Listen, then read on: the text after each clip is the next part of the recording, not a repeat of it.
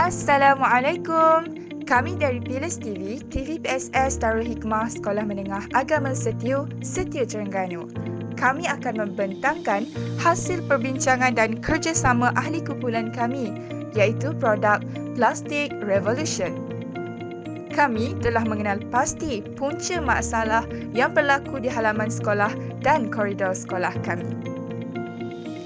Kami juga telah mengenal pasti jalan penyelesaiannya. Jadi, inilah produk yang telah kami cipta. Lakaran produk. Kami bercadang untuk mencipta Plastic Revolution ini bagi membaik pulih halaman sekolah yang sudah lama terbiar untuk menjalankan aktiviti bercucuk tanam di sekolah kami.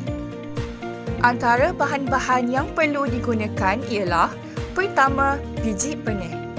Bahan kedua ialah paip PVC yang bersaiz 3/4 dan 1/2 untuk dijadikan sebagai struktur sebuah tempat penanaman.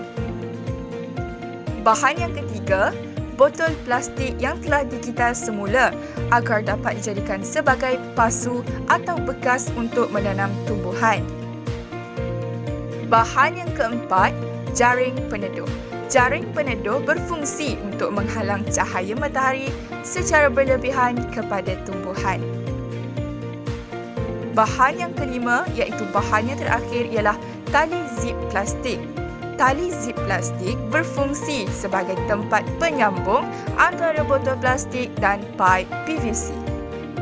Bagi kos pembuatan produk ini adalah sebanyak RM134. Itu sahaja daripada kami. Sekian, terima kasih kerana sudi menonton hasil kerja kami.